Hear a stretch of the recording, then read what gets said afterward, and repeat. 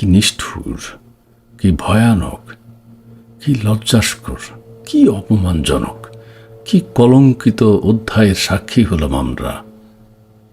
ভাবতে অবাক লাগে, একজন মানুষ যেই বর্ণের, যেই ধর্মের, যেই গোত্রেরই হোক না কেন, এই ধরনের নিষ্ঠুরতা, বর্বরতা চলতে পারে না।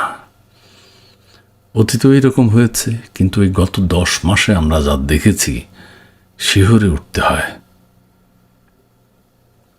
কুমিল্লার মুরাদনগরে যে রেপ করেছে, রেপিস্ট যে, সেই যেই দলেরই হোক, যেই বর্ণেরই হোক, যেই গোত্রেরই হোক, যেই বংশেরই হোক, তাকে গ্রেপ্তার করা হয়েছে।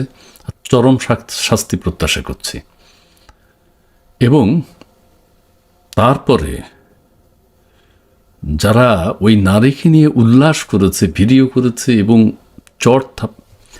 তার উপর শারীরিক নির্যাতন চালিয়েছে তার বিবস্ত্র অবস্থায়, এখন ভাবতে অবাক লাগে যে তারা খবর পেল কিভাবে। ও ফজর আলী রেপ করলো, কিন্তু এরা কিভাবে খবর পেয়েছে? এরা কিভাবে তার উপর আরও নৃশংসতা চালালো? বিবস্ত্র অবস্থায় ভিডিও, মানে যা খুশি তাই করেছে, আমরা দেখেছি ভিডিওতে। এটি তো হতে পারে না। একজন উপদেষ্টা অলরেডি বলে ফেলেছেন, ওই ছেলেরা যে রেপ করেছে, রেপিস্ট যে, সে আওয়ামী লীগ ঘরানার কিছু একটা বলতে চেয়েছেন। এইটা আমাদের দেশের কালচার। যেই দলেরই হোক, আপনি চিন্তা করবেন না, যেই দলেরই হোক তাকে আইনের আওতায় আনুন। আমাদের এই 10 মাসে আমরা যা দেখেছি, আমাদের একজন শান্তি পুরস্কার বিজয়ী প্রধান উপদেষ্টা রয়েছেন, তিনি এগুলো জানেনও না, দেখেনও না, শুনেনও না, তিনি জানতে চানও না। তাঁর দৃষ্টিতে হলো আইন শৃঙ্খলা খুবই ভালো আছে,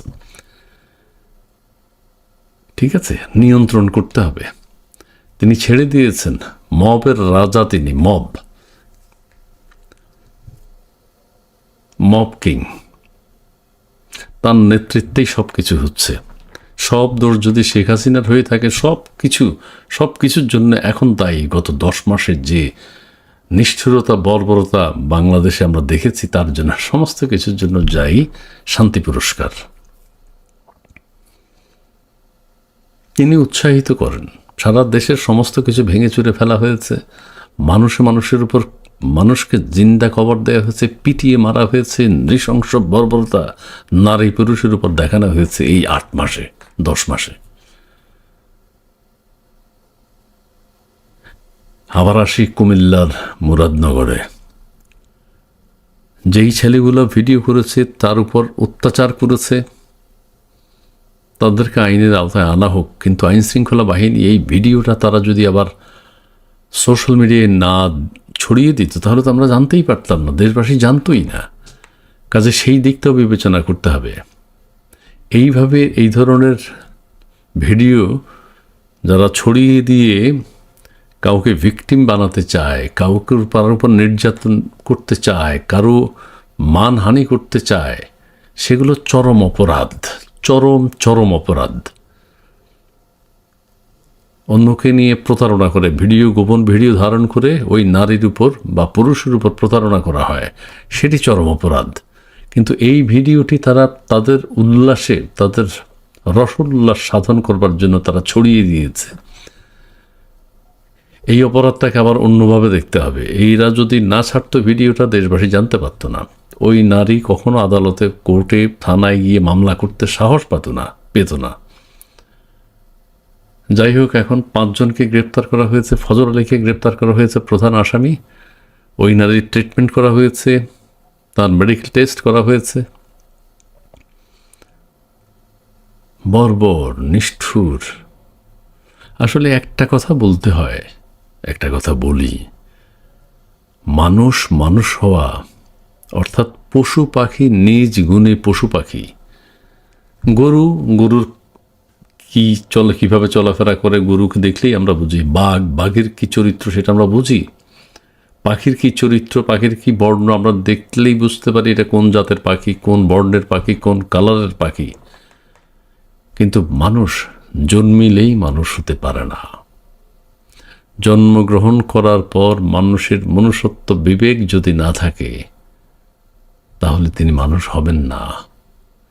পড়ালেখা যে যতই করুন না কেন, মনুষ্যত্ববোধ, মানুষের উপকারে আসা, সমাজের জন্য কাজ করা, দেশের জন্য কাজ করা, অথবা নিজের মতো করে অন্যের ক্ষতি না করে জীবন ধারণ করা হচ্ছে মনুষ্যত্ব।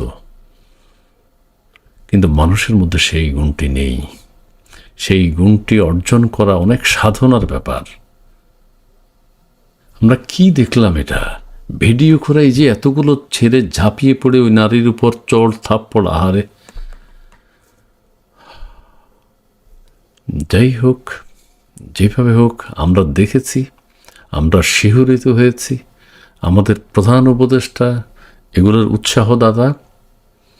আর ব্যক্তিগতভাবে প্রত্যেকের বিবেক কাজ করতে হবে যে আমি কি করব কি করব না, এই ধারণা থাকতে হবে। পরিবার থেকে, বংশ থেকে, শিক্ষা প্রতিষ্ঠান থেকে স্বশিক্ষিত হতে হবে। শুধু পড়ালেখা করলে হবে না, স্বশিক্ষিত হতে হবে। কিন্তু সেটা কোথায়? প্রত্যেকের নিজের বিবেক দিয়ে কাজ করতে হবে। এই জন্য আমাদের রাজনীতি, আমাদের সমাজ ব্যবস্থাও অনেক দায়ী। একজন রাজনৈতিক বক্তার বক্তব্য থেকে আমরা কিছু শিখতে পারি না। পাঠ্য বই যেভাবে সাজানো হয়েছে সেখান থেকে আমরা কিছু শিখতে পারি না চরিত্র গঠনের জন্য। আমাদের প্রধান উপদেষ্টার বক্তব্য থেকে আমরা কিছু শিখতে পারি না।